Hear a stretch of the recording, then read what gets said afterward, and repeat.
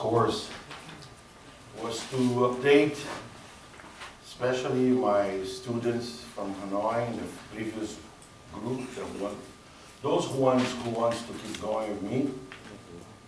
And I see many of my just finished group are here, so it means they want to listen a little bit more, different words, and maybe same thing with a different way. So thank you everybody for coming, because we are starting a new project. Thì ngày hôm nay chúng ta bắt đầu một cái version mới. Thì thầy rất cảm ơn các anh chị của khóa cũ đã tiếp tục theo cùng với thầy, và những các anh chị mới vừa xong cái khóa vừa rồi và ở lại để học tiếp khóa nâng cao này. I know that maybe many people would like to be here. It's okay.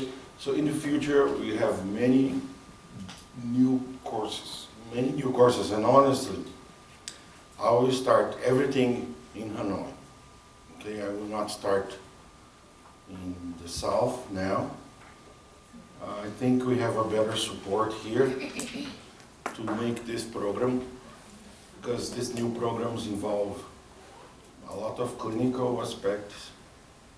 So it's more practical, and the basic concept must be very updated.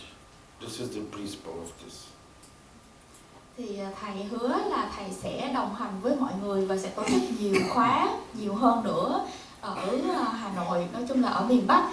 Và cái việc chỉnh nha của mình đó là nó liên quan rất là nhiều đến lâm sàng, do đó là mình phải thực hành và mình cũng cần phải có những cái kiến thức luôn được cập nhật. So let's go.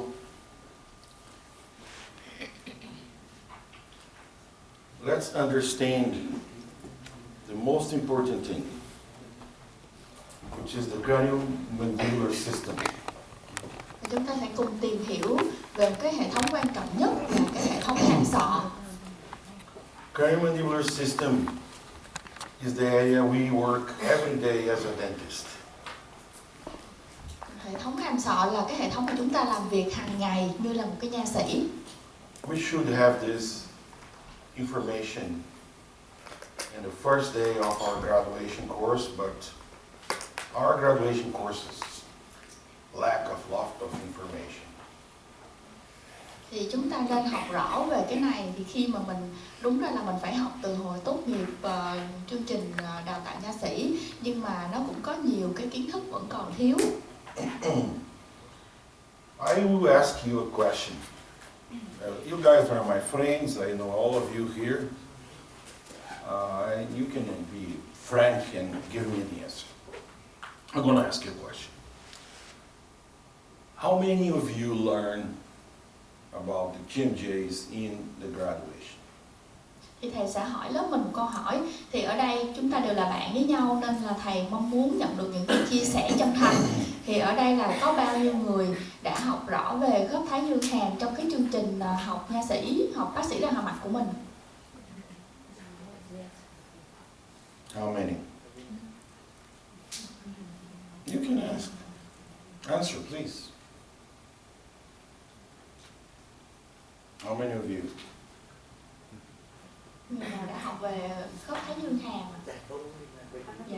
Anatomy. Anatomy. Anatomy. And function. Chức năng. Function. Yeah. Chức năng, có học chức năng không ạ? Movement. Sự chuyển động của hàm. Just that? Còn gì nữa không ạ? Occlusion. Khớp cắn. So, you learn that occlusion is related to the TMJ or not related to the TMJ? Thì khớp cắn có liên quan tới khớp thái dương hàm hay là không liên quan tới khớp thái dương hàm? It's separate. Hai cái khác nhau à? Một cái là viên rẽ phải không ạ? Sorry, again? The occlusion guidance related to TMJ. The guidance of the occlusion. Các hướng dẫn khớp cắn thì nó ảnh hưởng tới liên quan tới khớp thái dương hàm. And what about if I have a TMD? Chuyện gì xảy ra nếu mà bị loạn năng khớp thái dương hàm? Nobody learned anything about TMJ. So you have the TMJ, Nên mình có khớp thái dương hàm, when you have the occlusion, có khớp cắn. but when I have a problem here, Nhưng mà khi có vấn đề ở đây, everything becomes so dark. mọi thứ trở nên một màu tối tăm. Nobody knows. Mọi người không ai biết. That's the proposal of the future courses. Đó là một cái đề xuất cho khóa học trong tương lai. Teach you how to correlate occlusion, TMJ, and make them together in function and in a good thing, good way and bad way. How can we treat a patient as a whole thing? Thì tôi sẽ dạy cho các bạn mối liên quan giữa cái khớp cắn, khớp thái dương hàm, chức năng của nó như thế nào và làm sao điều trị những cái bệnh nhân đó theo một cái chiều hướng tốt hơn. So understand the craniomandibular system. Basically, what is this? We have the skull, and we have the mandible, which is a separate bone, okay? It's loose bone, like separate from the system because it's not attached to a suture, okay? So this bone is movable. The only movable bone in function in the skull. Thì chúng ta có một cái sọ, rồi sau chúng ta có cái xương hàm dưới.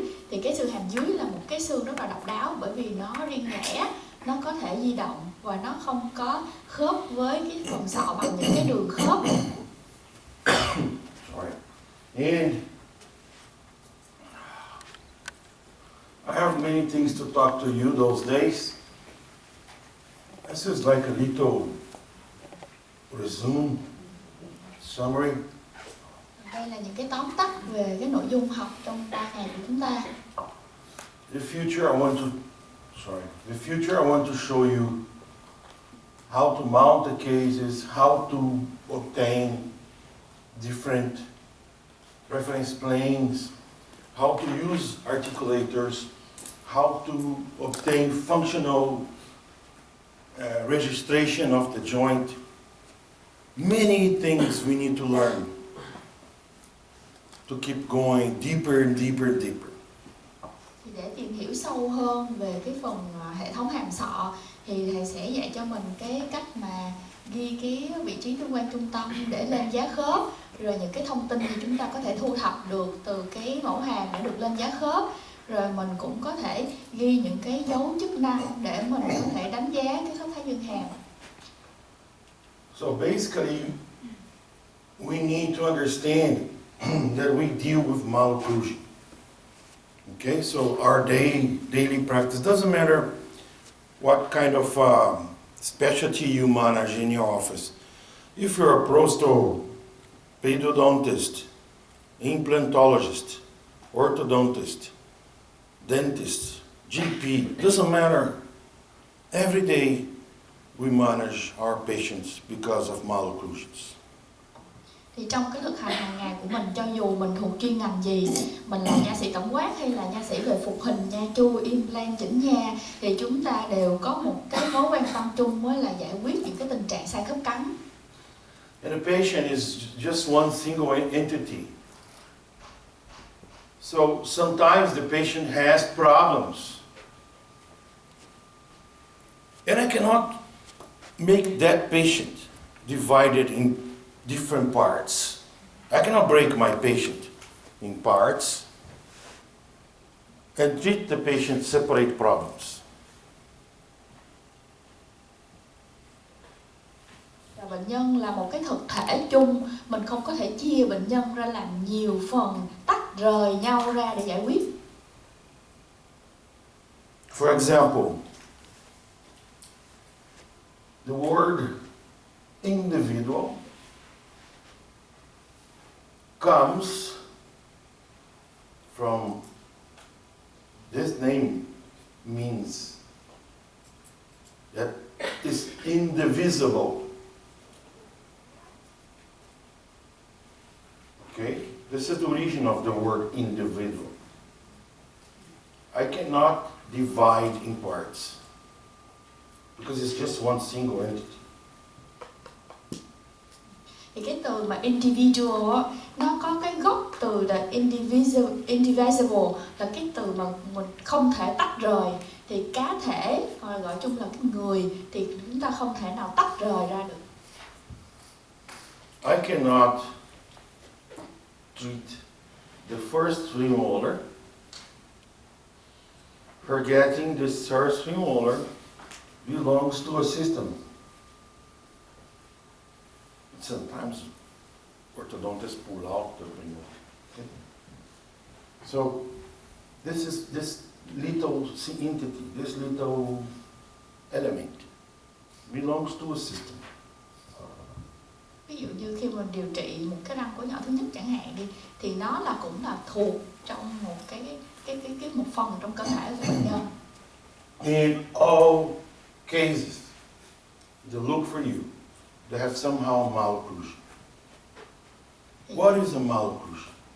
Trong những cái trường hợp bệnh nhân đến với mình á, là hầu hết là bệnh nhân có sai khớp cắn. Thì sai khớp cắn là gì? So what is malocclusion? Malocclusion means necessary malfunction.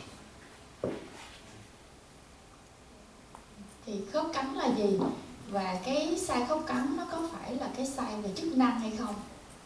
If I don't have malfunction, I don't have malocclusion. Nếu tôi không có sai về chức năng thì tôi sẽ không có sai khớp cắn. Okay? So to treat a malocclusion means malfunction. Thì để điều trị sai khớp cắn có nghĩa là điều trị sai về mặt chức năng.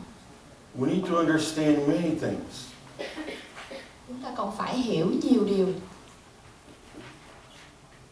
The treat a malocclusion is finish the treatment, no matter what kind of treatment you do. Is finish this treatment without the cause of that malocclusion. Thì điều trị sai khớp cắn là cho dù mình điều trị như thế nào mình cũng phải làm cái kết thúc điều trị mà mình không gây ra sai khớp cắn. So if you don't finish the treatment, eliminating all the causes, the patient was not treated. Nếu mà chúng ta khi kết thúc điều trị mình không loại bỏ được cái nguyên nhân gây sai khớp cắn, có nghĩa là chúng ta chưa có điều trị được bệnh nhân. For example, I'm going to give you a very interesting example. Do you guys have in your office a situation like this? I think so. I have a first molar, lower first right molar, the 46, sorry. The 46, the patient present a pain. Thì tôi sẽ cho một ví dụ rất là điển hình. Ví dụ trong phòng khám của mình, bệnh nhân đến có cái răng số 4, 6 bị đau. But you look, why the patient has a pain here? Và mình tự hỏi là vì sao cái răng này bị đau. There's no cavity. Không có xoang sâu. There's no apparent fracture. Không có những cái gọi là vết nứt. There's no mobility. Không lung lay. And if you say, maybe it's temporary. Và mình nghĩ có thể đây là một cái tạm thời. You give some pill, Cho some ibuprofen, paracetamol, something like thuốc, ví dụ như ibuprofen, paracetamol. that. Patient go home. Bệnh nhân về nhà. After 1 month, the patient get back to you with more pain, now severe. 1 tháng sau bệnh nhân quay lại và nói là bây giờ đau dữ dội hơn. Doctor, I can't survive the pain here so much. Và bệnh nhân không thể chịu nổi. Oh my God. And you immediately say, endodontics, Rồi xong cái mình chĩa ra là phải nội nha, root canal. lấy tủy. So patient go, makes the root canal. So now I need to make a filling because I open a hole. The There was no cavity, there was no fracture, there's none, but I opened a hole, took the whole canal, now I put the filling. Thì lấy tủy xong sẽ có một cái lỗ mở tủy nên mình phải trám lại. For 2-3 years, the patient feels good. 2 năm rồi bệnh nhân vẫn thấy ổn. 2 years after, the lingual cuspids fall. Thì sau 2 năm á, là cái múi trong bị vỡ. Now, I need to make a crown. Thì bây giờ phải bọc mão. So let's make a crown. Thì bây giờ mình phải bọc mão thôi. This is good for another 10 years. Ổn được trong tới 10 năm nữa. And after 10 years, the molar fracture. Thì sau 10 năm á, thì cái răng này nó bể luôn. And I need an implant. Bây giờ cắm implant. Let's put implant. In another 10 years, 10 năm nữa, the implant fracture. thì implant nó cũng bị gãy. And now, do you understand? Bạn có hiểu cái tình huống không ạ? There's something wrong here. Có cái gì đó sai sai ở đây. Even for endodontist, Từ cái bước mà mình nội nha, they should understand why the patient is in pain there, and there's no reason for that pain. mình phải hiểu nguyên nhân gây đau của bệnh nhân. Và ở đây có lý do gì để mình làm nội nha? Apparent reasons for the pain, because this is all occlusal problems. Và rõ ràng đây là cái vấn đề thuộc về khớp cắn. But occlusion in function Và cái khớp cắn nó là thuộc về chức năng á, is not the occlusion we learn không phải là cái khớp cắn mà in chúng the ta học. university, cuspid trong trường. fossa, tripodism, Nghĩa là cái things sự like this. lòng múi của răng và múi vào cái hố rãnh, trũng rãnh. Occlusion in function Cái khớp cắn về mặt chức năng means many cases malocclusion. có nghĩa là có nhiều ca sai khớp cắn. Do you understand the meaning malocclusion? Mọi người có hiểu cái từ sai khớp cắn nghĩa là gì không ạ? Malocclusion is a bad occlusion in function. Sai khớp cắn á, là một cái khớp cắn mà nó không có cái thực hiện được cái chức năng đúng, mà là cái chức năng của nó bị sai á. It is not a crooked teeth or bad looking alignment. Đó không phải là vấn đề của răng chen chúc hoặc là cái răng không đều. Sometimes a very good, very bad class 2 works much better than a very bad, very nice class 1 alignment. Đôi khi á, là một cái khớp cắn hạng 2 nhưng mà nó lại có chức năng tốt hơn một cái khớp cắn hạng 1 nhìn đẹp. Am I right, Miss Mingling? Tôi nói vậy có đúng Yes. không ạ? Am I right, Miss Ling? Dạ. Okay.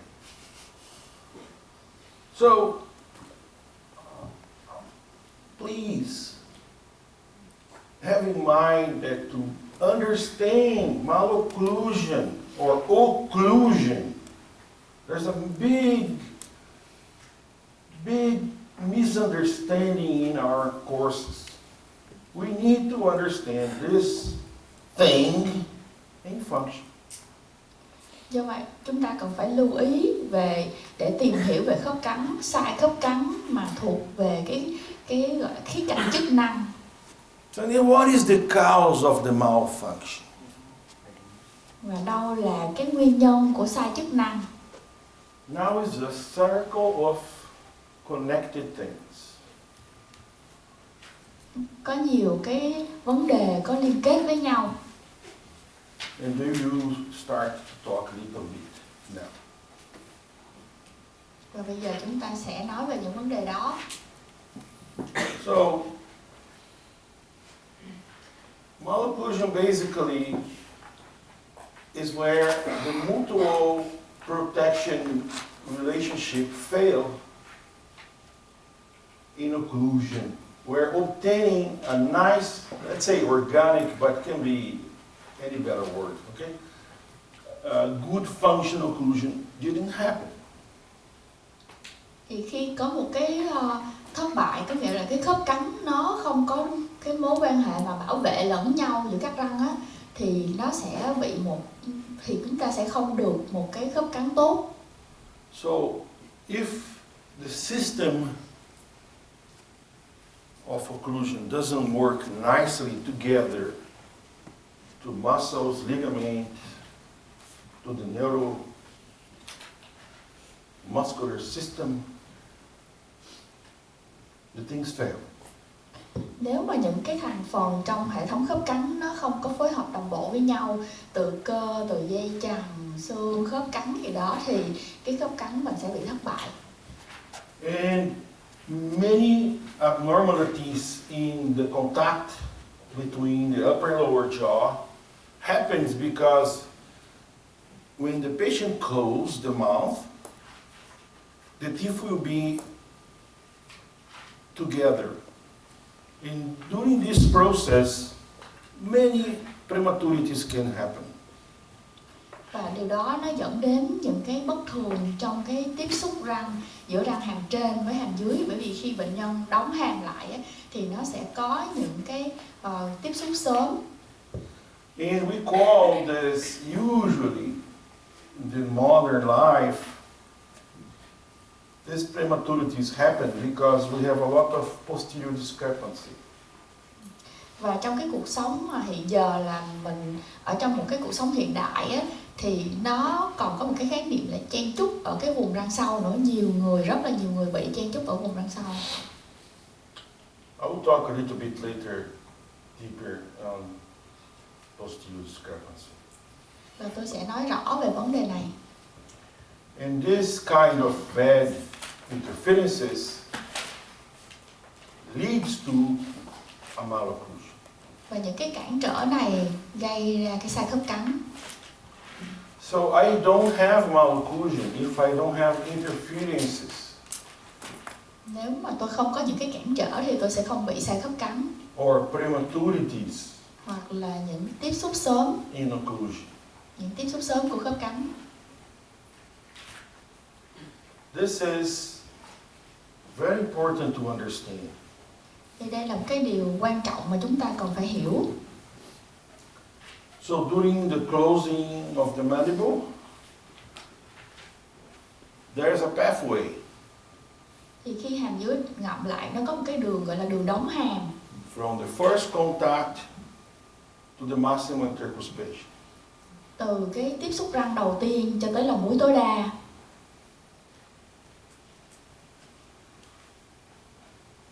So I can have premature contact, intercuspal interference, occlusal interference, loss of support, and anterior interferences. All those things can happen during this pathway. Thì trong cái con đường đóng hàm này á, nó sẽ có những cái vấn đề nó có thể xảy ra, ví dụ như tiếp xúc sớm, hoặc có những cái cản trở múi răng, cản trở khớp cắn, mất những cái nâng đỡ của mặt nhai, hoặc là những cái cản trở ở cái vùng răng trước. So let me just get back here once. Yeah, one second. I will explain afterwards a little bit deeper which one is every single phrase here. Đó Okay? là 5 yếu tố của sai khớp cắn, và thầy sẽ giải thích kỹ hơn từng chi tiết. So to understand every single one, I need to understand that this system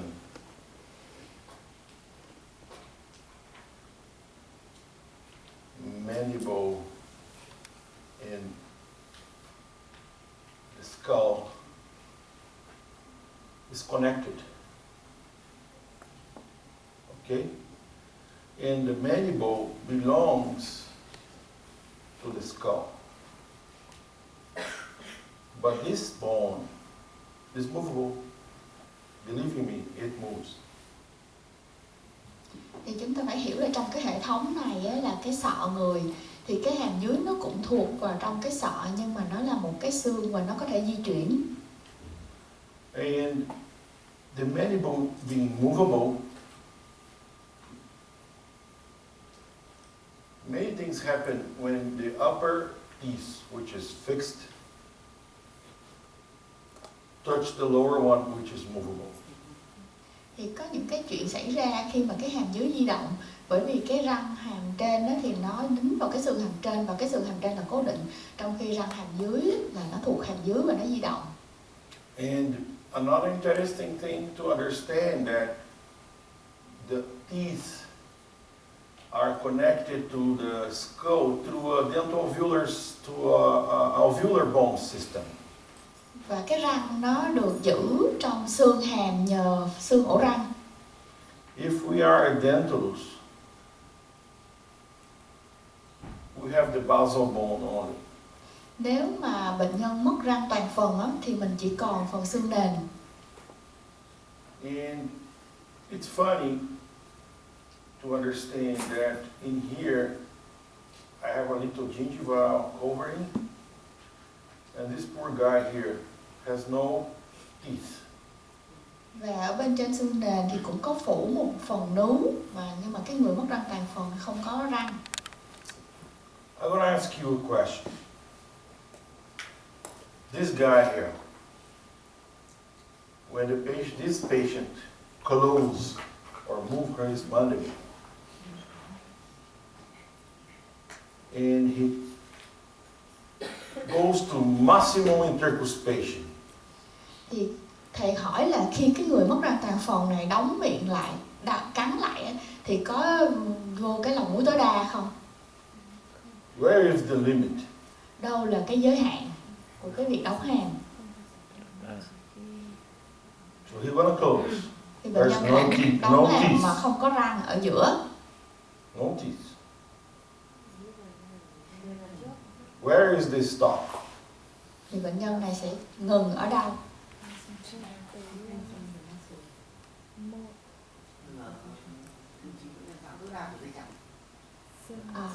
So until the last limit of the strength of the ligament. Can be. So, but what limit the closing? Nhưng mà cái điều gì nó là giới hạn của việc đóng hàm?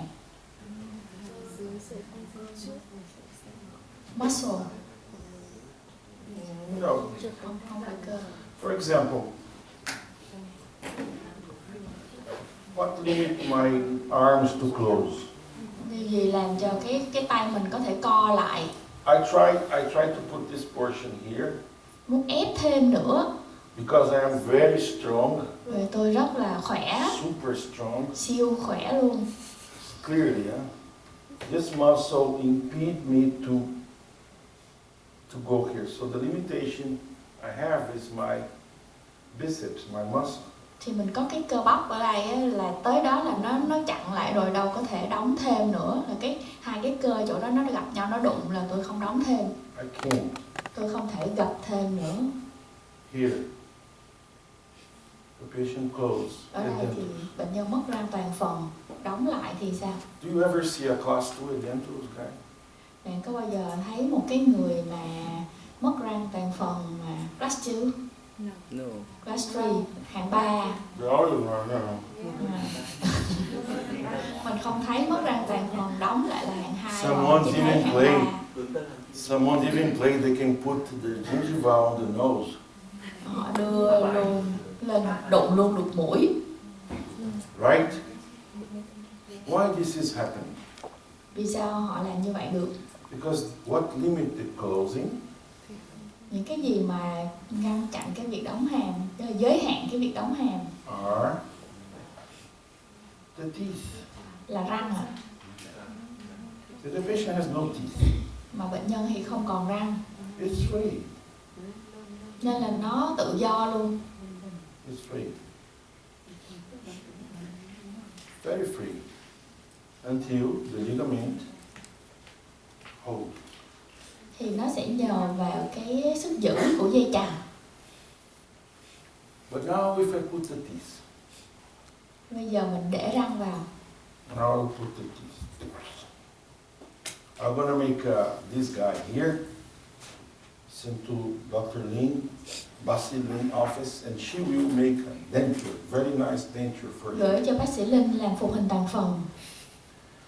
If you make a denture very high, Nếu mình làm cái phục hình của mình nó quá cao, and the patient try to close, thì bệnh nhân cố gắng đóng lại, how's be that closing? thì nó sẽ gây ra cái gì ạ?